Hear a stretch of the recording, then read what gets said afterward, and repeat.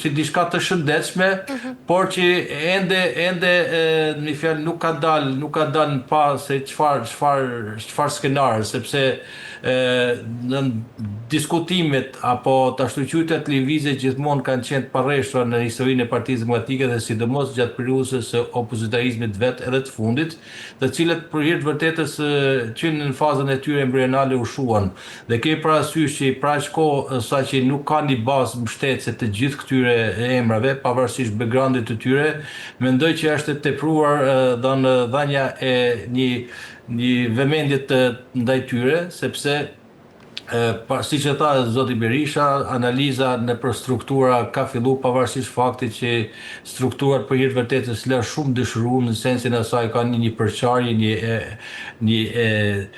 epatit të tyre dhe kjo situatë u pa edhe gjatë angazhimit në fushatat elektorale që u shoqëruar me atë rezultat. Por mendoj që ka vend për debat, ka vend për lëvizje, për hapësira ndryshe, për një diversitet të mendimi në mënyrë që edhe leadershipi i Partisë Demokratike mos shkojë me mendimin që situata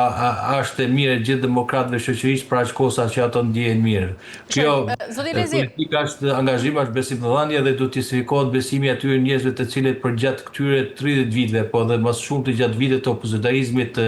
13-14 vjeçar ju kanë nejtë shumë afër Partisë Demokratike, por që nuk kanë përfituar asnjë gjë për këtë besim. Përkundrazi, zhgënjimi, largimi i tyre dhe në djatha dhe do themi Partia Demokratike është në të kurrë, këtë du ta pranojmë për hir të vërtetës, kjo edhe për shkak të mos ngjalljes besimi nga leadershipi i saj dhe unë e shoh në dy aspekte këtë lëvizjen e tyre, si diçka pozitive që i bën mirë shtetit, po nuk jam i prirë për të besuar që mund të jetë pjesë e një skenarit të inspiruar në kuadër në një strategjie të kahershme për ta goditur Partinë Demokratike, gjë që u pa edhe përgjatë opozitarizmit të Zotit Basha dhe apo të goditjes së Zotit Berisha, ku në sinkron janë të gjithë shumë faktorë dhe aktorë dhe një gjë e tillë ka qenë e iniciuar edhe më parë nga zërat opozitar të Partisë Demokratike brenda saj dhe dhanë erdhin këtë format. Unë nuk du t'i paragjykoj emrat, por mendoj që koha do ta tregoj dhe mund të shkojë si gjithë historitë e tjera të këtyre lëvizjeve apo të shpërthimeve dhe emocionale, të cilat në vetvete kanë edhe ato të vërtetat e tyre. Qartë, por zoti Rezi, duke rikthyer sërish tek strukturat ku edhe zoti Berisha e përmendi ditën e dieshme për Ases Saliani dhe Ali Mehmeti, kanë instancat ku duhen shprehur mendimet, por nga ana tjetër asnjëri prej tyre nuk i përdori dje këto instanca dhe ata zgjodhen të kenë një takim të pavarur. Dhe pyetja është se nëse instancat e partisë funksionojnë realisht, pse figurat më të votuara të Partisë Demokratike nuk i besuan atyre dhe u mblodhen jashtë këtyre strukturave? Nderuar, në rastin e lejohet bëjmë pak konspiracion mbasi e kanë tentuar ta bëjnë një gjë të tillë dhe nuk e kanë arritur për shkak të faktit. A mund të pasur një mungesë dialogu? Mund të ketë qenë edhe i heshtur underground ku janë testuar, por përpjekjet kanë qenë edhe më parë dhe këto instanca që i përmenden kanë qenë, po themi, e kanë kryer misionin e tyre në kuptimin edhe shizmës që u kriju brenda PD-s, e cila gjatë periudhës së Zotit Basha dhe gjithë ato të cilët ishin antar të Këshillit apo deputet grupi parlamentar, fillimisht u distancuan nga PD-ja aktuale apo Zotit Berisha, ku ndodhi gjithë ajo përçarje dhe ato e provuan, mos që kjo nuk funksionon, ku Zoti Berisha triumfoi, sepse për hir të vërtetës Partia Demokratike sot identifikohet me leadershipin e saj, me Zotin Berisha dhe çdo përpjekje për ta krijuar një shizëm të re në kuptimin e asaj që tashmë u bë, janë të dështuara dhe si tillë është ndjek kjo rrugë nga këto emra të cilët dalin në flamurin e asaj që ne kemi një kartë morale për shkak të rezultatit dhe testimit të tyre në struktura në zgjedhje, por se sa e vërtetë është kjo bazuar në realitetin është për të diskutuar, sepse jashtë strukturave nuk besoj që kush mund të marrë një votbesim, pavarësisht emrave, se ndër të tjerë ka pas edhe të tjerë të cilët kanë marrë më shumë vota, por që nuk janë shfaqur sepse kanë ndjek edhe interesat dhe pragmatizmit e tyre, qoftë zoja Tabaku edhe të tjerë, dhe mendoj që edhe këto emrat, të cilët janë pjesë e kësaj lëvizje, më së shumti shqetësimin dhe vëmendjen e tyre përqendruan tek ankesat ndaj brenda për brenda, qoftë në rastin e Durrësit, ku në konflikt të hyri jo më ke vjedh, jo të kam vjedh, dhe shkoi edhe një konflikt brenda strukturave dhe brenda sa që u adresua edhe në KQZ për rinumërimin e votave, ndërkohë që mendoj që nuk do të kenë fatin në kuptimin e diçkaje, në fatin në kuptimin pozitiv, në sensin e asaj që është e dëshirueshme një analizë edhe një shkundje e Partisë Demokratike në një vend apo një moment të cilit ai ndodhet ku shef vëshllëk dhe nuk inspiron dhe motivon njerëzit, strukturat, po nuk janë vetëm strukturat, po janë edhe elektorati i cili kërkohet të ngjiset rreth saj në mënyrë që të mundsohet ai rotacion. Gjë e cila Partia Demokratike në situatën si është nuk e po e përmbush, dhe kjo lëvizje është edhe një sinjal dhe një mesazh për t'ju thënë që shkundeni, të mos shihni ratin edhe interesat personale, sepse është krijuar një bindje dhe mendim që po ti pyetësh deputetët nominalisht, ato thonë e kemi në rregull gjërat, e kemi mirë, shumë mirë, ndërkohë që elektorati që i ka mbështetur, i ka votësuar, po pjesa tjetër e popullsisë që kërkon një alternativë ndryshe, e shef me shumë pesimizëm dhe nuk ngjallin besim te kjo. Në këtë arsye mendoj që kjo lëvizje ka edhe të mirat, por edhe do parë edhe me një lloj racionaliteti në kuptimin e asaj që duhet një bashkërendim dhe një shkundje ndërgjegje e të gjithë, edhe leadershipit, po dhe të gjithë atyre që besojnë dhe kërkojnë një ndryshim në kuptimin nga vetja së pari, dhe në pas të inspirojnë dhe të motivojnë të gjithë pjesën tjetër të strukturave, po dhe të opozitarizmit të tërësisht. Zoti Lezi, nga ana tjetër, mund të shohim lindjen e një fraksioni pra të votës brenda Partisë Demokratike, pra që nuk e merr më mandatin nga kryetari, por nga qytetarët dhe që po përgatitet të negociojë ose nga ana tjetër dhe të sfidojë leadershipin, sepse listat e hapura prodhuan, ashtu si e dim, politikan me legjitimitet personal, dhe nga ana tjetër takimi mes tyre, edhe pse Berisha e minimizoi, po lexohet në të gjitha mediat si një organizim i një grupi ndikues brenda partisë. Mund të shifet si një gjë e tillë, nderuar, me fjalë përpjeket nga segmente apo grupe opozitarizë, grupe brenda PD-s ka pasur për sa i përket legitimitetit të fraksionit, të mendimit ndryshe, të cilit nga ana formale faktike edhe janë lejuar deri në një farmase, por për zotin Berisha kjo nuk përbën shqetësim. Kur flasim për zotin Berisha për pjesën institucionale zyrtare të Partisë Demokratike, sepse ai ka thënë që çdo kush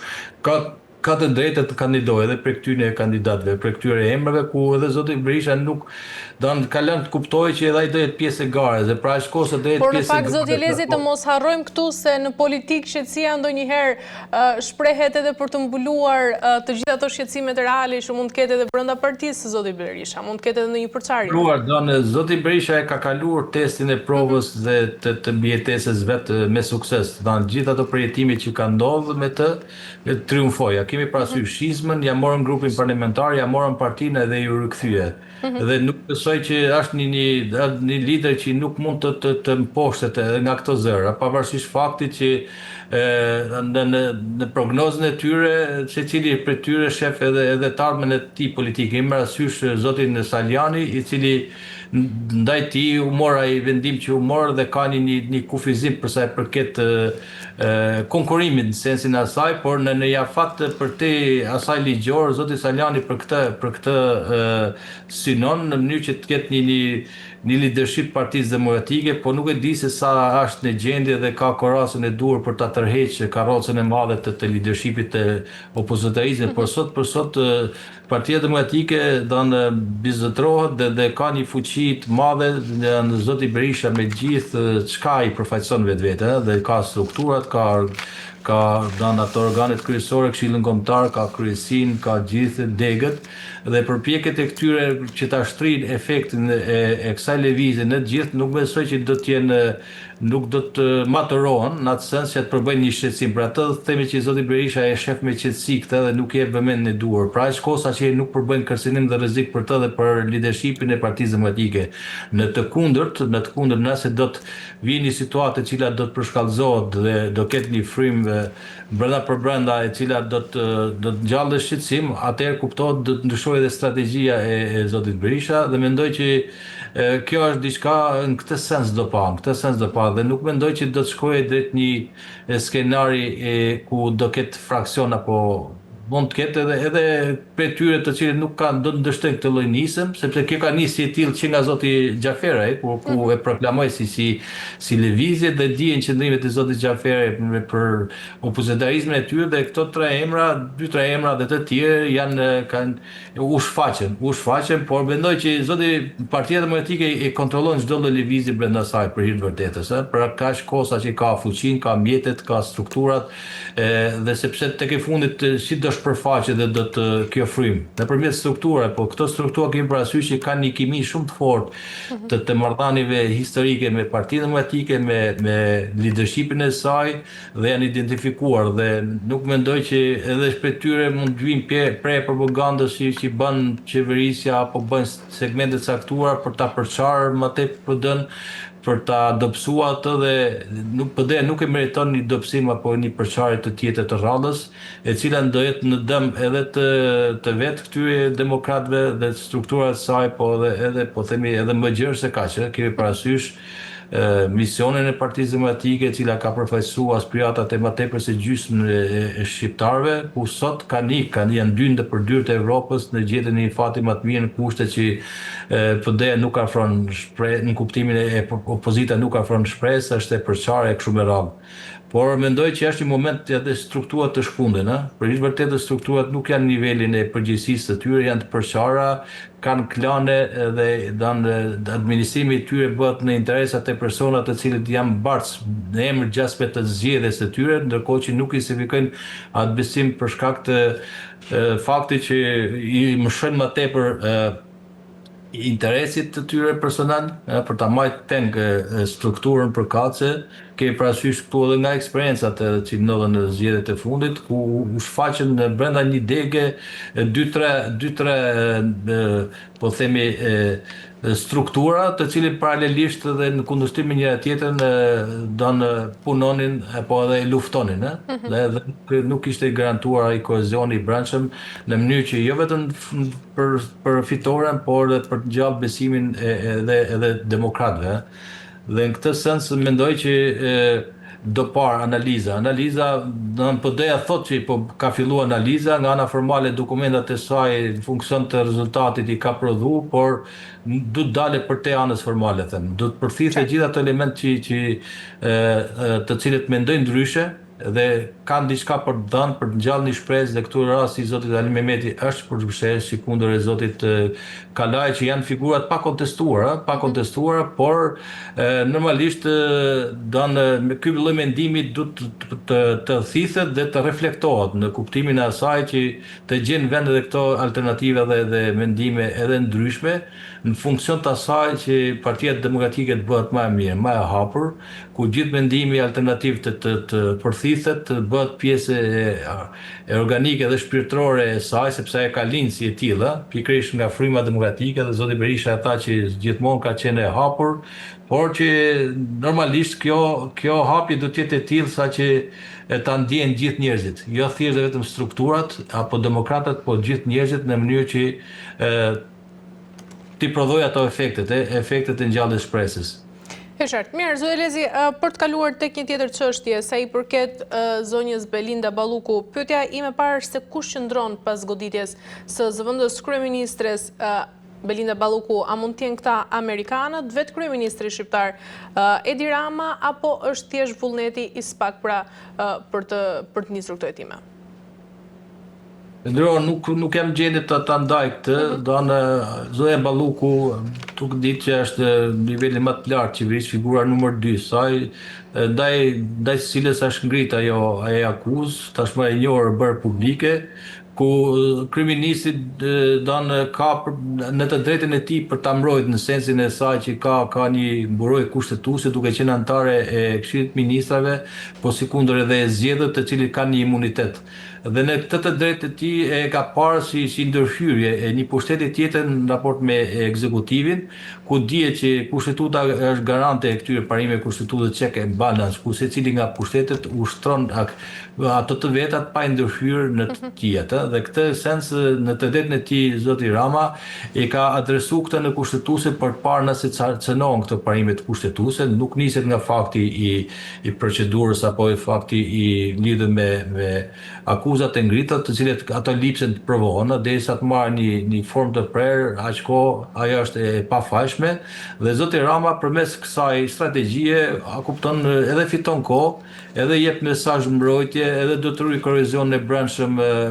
brenda ekzekutivit, po edhe elektoratit të tij për të thënë që është gjykata që do vendos, gjykata kushtetuese, sikundër çfarë ka dhe një strukturë tjetër, mund ta çojë çështjen edhe në Strasburg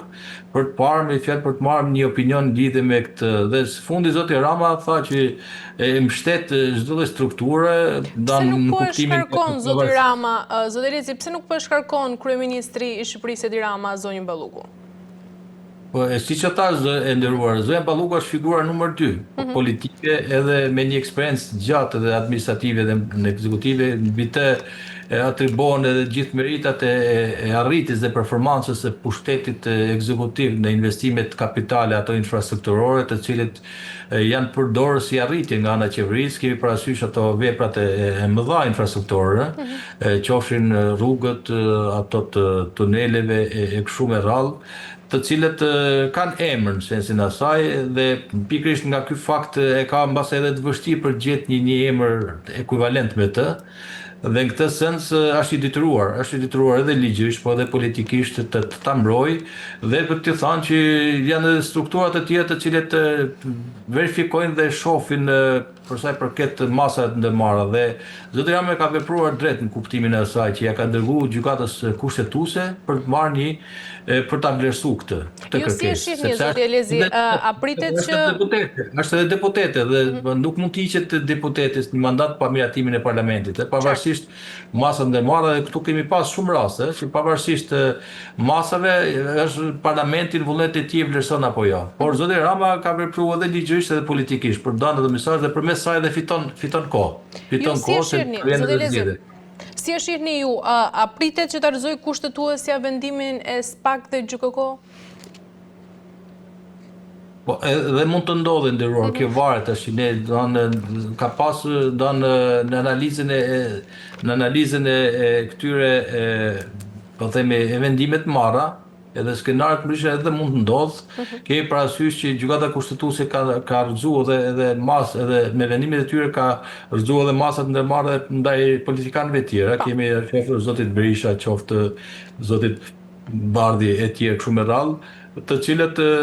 do kanë marrë një vendim në fjalë në favor të tyre. Dënë që ka bërë një farë mënyrë i ka rrëzuar edhe ato masat e kërkuara, ndërkohë që edhe skenarët dhe mund t'i rrëzojë, mund t'i pranojë, apo mund t'i ketë një pranim të pjesën, por do besoj që për aq kohë është edhe deputete, se ka edhe mburojën ligjore të kushtetuese për të qenit deputet, nuk mund të procedohet dhe nuk mund të merret me një masë pa miratimin e parlamentit, por kjo është një përpjekje ligjore, morale, politike që bën në të drejtën e tij kushtetuese, sepse nuk do të që senohet qeverisja nga kjo, duke pas parasysh që është figura kryesore numër 2. Dhe ka dhe të vështirë për një zëvendësim në kuptimin e momentit mbase. Por zoti Lezi, duke e mbajtur në detyrë pavarësisht hetimeve që janë duke u zhvilluar ndaj zëvendës kryeministres Belinda Balluku, apo rrezikon kryeministri shqiptar Edi Rama nga ana tjetër që çështja e Ballukut të kthehet në një bumerang politik, çdo zhvillim i mëtejshëm pra i saj të lexohet si një dobësim i vetë kryeministrit shqiptar? Jo, përkundazi nderuar, zoti Rama përpiqet të tregojë forcën, për të treguar forcë në kuptimin e asaj që në pushtetin e tij, cilën ekzekutiv ku është votë besu, pra të votë besu, do do të reagoj në kuptimin e asaj që përballë çdo akuze e cila lipset provohet, nuk mund të konsiderohet tjetri i fajshëm, ku ndaj tij nuk ka një vendim formës së që i provon fajsinë. Edhe këtë besoj që zoti Rama tha edhe së fundi që nuk cënojnë pavarësinë e këtyre organeve, mbështet ato në kuadrin edhe procesin ndërgjuese, por për shkak edhe të mbështetjes edhe faktorit ndërkombëtar. Dhe është një përpjekje që zoti Rama e bën me të drejtë, ku do të mbroj arritjet e qeverisjes përmes emrave të cilët kanë qenë në pararoja apo në krye saj, pavarësisht se ndaj tyre ka akuza apo janë perceptimin publik janë të tilla. Dhe mendoj që zoti Rama do t'i shkojë deri në fund kësaj në kuptimin, por jo një rezistencë të madhe, po do t'ja laj strukturë, do t'ja laj gjykatës kushtetuese dhe ndërkohë që do të mund çojë çështjen edhe në Strasburg në mënyrë që mos krijohet një precedent i cili çfarë e gjynzon një pushtet në raport me një tjetër. Për atë themi që gjykata kushtetuese është ajo që garanton unitetin, garanton respektimin e këtyre parimeve kushtetuese, check and balance, ku qeverisja ka pushtetin e saj, gjyqësori ka të sajin, tjetri ka të sajin, dhe në harmoni dhe në balans me njëri tjetrin askush nuk mund të interferojë në mënyrë të tillë sa që t'i cënon këto lloj pushtetesh, por që dhe garantohen këto parime. Kjo mendoj që është zgjedh kjo rruga ligjore, por që koha do ta provojë në sensin e asaj se si do shkojnë gjërat. Por mendoj që do të ketë një reflektim në sensin e edhe një vendimmarrje politike se sa e ligjore themon. Qartë. Mirë, zoti Lezi, për të kaluar tek çështja e fundit, kemi 4 prokurorët garues për Braho Xholi, Musa Belliu dhe Gokaj, brenda të së njëjtës ditë priten të intervistohen dhe të votohen në monitorim pra absolut ndërkombëtar, ndërkohë që edhe mandati i Altin Dumanit mbyllet më datën 18 dhjetor. Pyetja është se pse lexon politika këtë garë si një tmerr, ndoshta ka frikë nga emrat konkret, apo ka frikë edhe nga precedenti, pra që Spaku tashmë mund të prodhojë lider që nuk kontrollohen më nga askush në Tiranë. Po, i nderuar Don, ku kryeterës ku kriju kjo strukturë ngjalli panik për hir vërtetës për politikën, sepse ne ishim mësuar në eksperiencën tonë me kulturën e pandushkueshmërisë, është më tepër për leadershipet, dhe nuk ishte parë në historinë e Shqipërisë në leadershipet politike, ato cilët janë besu qeverisja për gjatë këtyre vitet, ndodhen në masa sigurie apo me akuzën ndaj tyre. Për këtë themi që ka qenë gjithmonë shqetësim, pavarësisht e emrave, gjithmonë zhvillimet edhe brenda këtyre strukturave në kuptimin e zgjedhjeve normale dhe kandidaturave alternative garuese, gjithmonë shihet me shqetësim për të parë edhe profilin e tyre, sepse nganjëherë edhe gjithmonë edhe fati i institucionit varet edhe me profilin dhe leadershipin e individit. Dhe për këtë arsye është edhe kjo vëmendje, duke ngjall interes se kush do të jetë në krye të saj, po kjo nuk besoj që bën diferencën dallimit, duke pas parasysh që pas kësaj strukture është mbështetja edhe ndërkombëtare e aleatëve tonë, të cilët janë investitorët kreditor kryesor të saj, e monitorojnë funksionimin dhe zhvillimin e saj, dhe në këtë sens duke qenë diçka që nuk kontrollohet prej politikës, është edhe ky lloj paniku i cili ka ngjall këtë shqetësim, por nuk besoj që emrat janë shumë bëjnë diferencë, sepse fryma tashmë, fryma dhe filozofia e punës e kësaj strukture është konkluduar me performancën dhe me rezultatet konkrete. Qartë. Mirë, Lezi, kemi arritur në fund, ju falenderoj shumë për gjitha informacionet që ndatët me mua.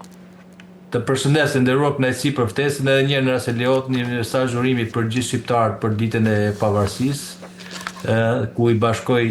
të gjithë shqiptarët anë mban një ditë flamuri, e cila çfarë solli edhe pavarësinë e Shqipërisë dhe këtë ta gëzojmë këtë Shqipëri që ka ngel bashkë me ato gjitha në mban, në mënyrë që ky shekull, këto vitet jenë vitet e integrimit plot Shqipërisë në familjen europiane, po sikundër edhe një fat i mirë të gjithë shqiptarëve e gjithë trojë të saj, në qoftë në Kosovë, qoftë në luginë e Preshevës, Malzi, Maqedoni dhe në diasporë, në mënyrë që ato të konkludojnë së bashku në harmoni, në paqë, po edhe në bashkëkim, në unitet në këto procese integruese, Mirë, zë Elezi, ju falenderojmë shumë, gëzuar për ju dhe për gjithë shqiptarët. Faleminderit, ndërroh kënaqësi për ftesën. Mirë, ishim me zotin Ardian Elezi, ku ndalem tek dy çështje të rëndësishme për zhvillimet politike në Shqipëri. U ndalem tek kreu i Partisë Demokratike Sali Berisha, i cili komentoi takimin që ndodhi me Saliani dhe Ilir Ali Mehmetit dhe figurave të tjera, dhe më pas tek Balluku, kushtetuesja SPAK GJKO, edhe kreu i ri i SPAK. Me kaq mbyllim këtë pjesë të parë, bashkë do të shihemi sërish në pjesën e dytë.